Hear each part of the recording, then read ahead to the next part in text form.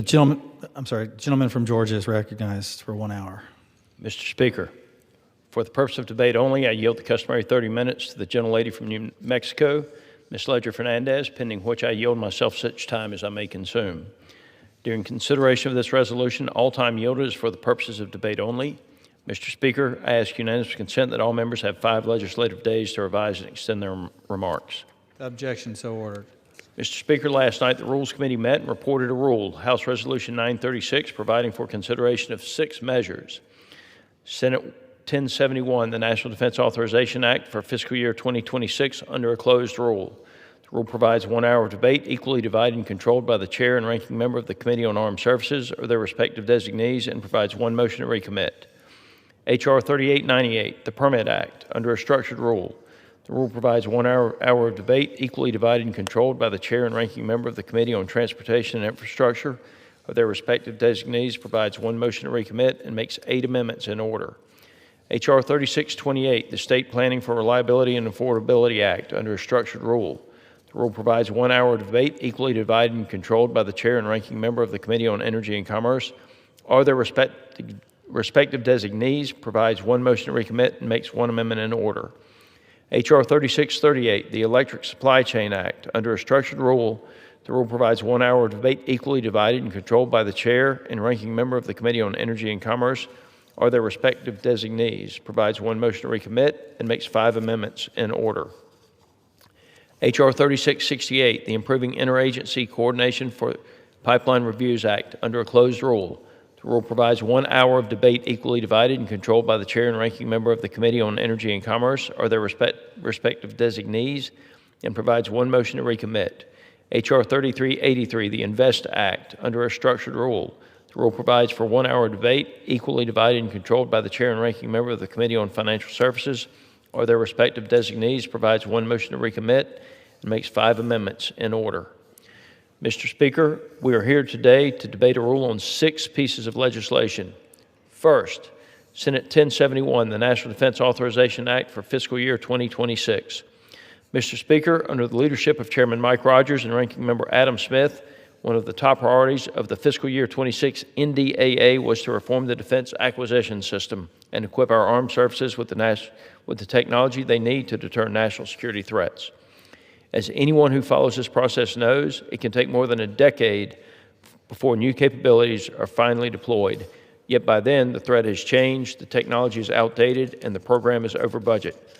This bill cuts red tape and shifts the focus of the defense acquisition system from compliance to quickly and cost-effectively fielding new capabilities to ensure that our armed forces are the most lethal and effective fighting force in the world.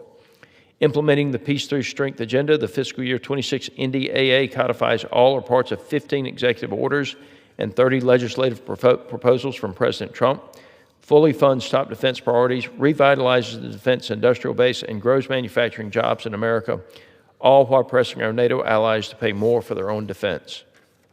Building upon last year's NDAA, which focused on service members' quality of life, this bill supports a 3.8% pay raise, Mr. Speaker, for all service members, improves housing and Department of Defense schools, and expands access to health care and child care.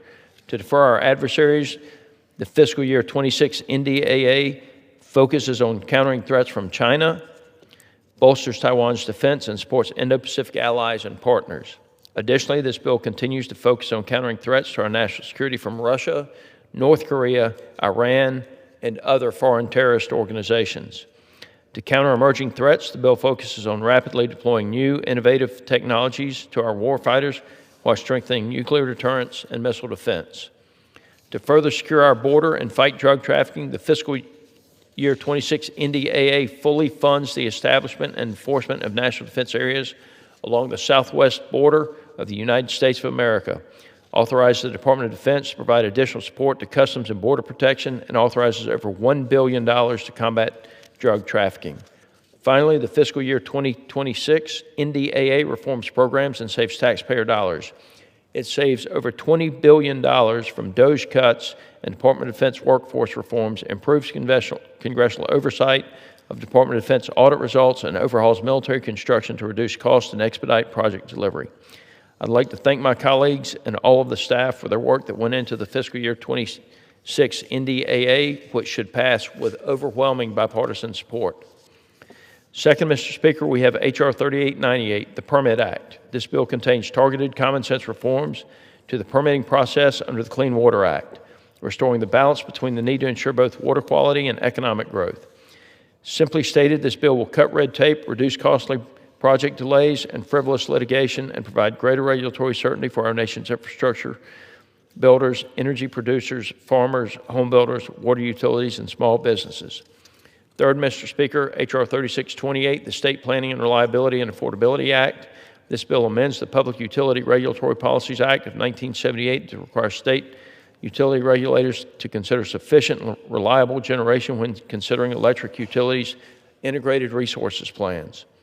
A stable supply of electricity is critical for most aspects of modern life, and peak demand growth is now higher than at any point in 20 years. Net zero mandates and renewable subsidies have disrupted the market, causing grid reliability issues as demand grows. This bill clarifies that reliable electricity means dispatchable baseload energy. Reliable energy is foundational to everything, and this bill will help ensure we have reliable, secure generation that keeps the lights on. Fourth, Mr. Speaker, the H.R. 3638, the Electric Supply Chain Act. This is a simple bill that directs the Department of Energy to assess our country's electric grid component manufacturing capacity and determine potential problems with imported grid components. We can't afford to fail in securing our electric supply chain, and this bipartisan common sense legislation aims to ensure we won't. Fifth, Mr. Speaker, is H.R. 3668, the Improving Interagency Coordination for Pipeline Reviews Act. This bill aims to speed up the consideration of pipelines by promoting interagency coordination for reviewing certain authorizations for LNG facilities and natural gas pipelines under the Natural Gas Act. Demand for natural gas in the United States has grown by 47% since 2013. Infrastructure to deliver that gas, however, has only increased by 26%. Currently, the Federal Energy Regulatory Commission, or FERC, has the responsibility of authorizing pipelines, and generally, after thorough review, finds these projects consistent with the public interest. Yet many of these federally approved projects often don't come to fruition because certain states and other agencies fail to issue the proper certifications. Under the current process, one state has the ability to veto a multi-state pipeline project for reasons far outside the scope of water quality. This results in reliability and affordability issues in resource-constrained areas in our country. Natural gas is clean, affordable, and reliable.